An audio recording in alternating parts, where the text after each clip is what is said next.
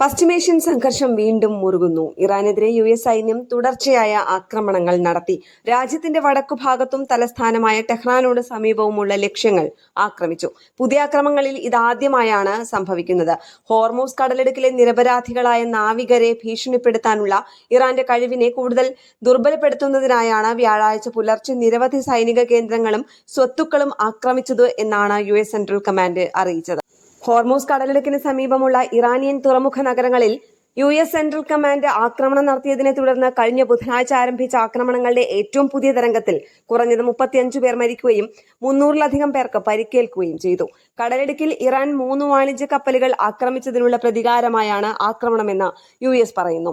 അയൽ രാജ്യങ്ങളായ ഗൾഫ് രാജ്യങ്ങളിലെ US സൈനിക സൗകര്യങ്ങളെ ലക്ഷ്യമിട്ടാണ് ആക്രമണം നടത്തിയതെന്ന് ഇറാന്റെ ഇസ്ലാമിക് റവല്യൂഷണറി ഗാർഡ് കോർപ്സ് പറഞ്ഞു.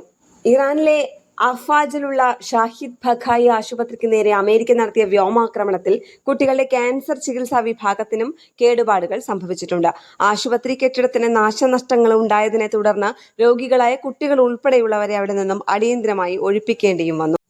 അന്താരാഷ്ട്ര തലത്തിൽ തന്നെ ഇത് വലിയ വിമർശനങ്ങൾക്കാണ് വഴിവെച്ചിട്ടുള്ളത്. അമേരിക്കൻ ആക്രമണം അവസാനിക്കുന്നതുവരെ ഹോർമൂസ് കടലിടുക്ക് അടച്ചിടുമെന്ന നിലപാടിൽ ഉറച്ചു നിൽക്കുകയാണ് ഇറാൻ. ഇന്റർനാഷണൽ ഡെസ്ക്, കേരള പ്രണാമം.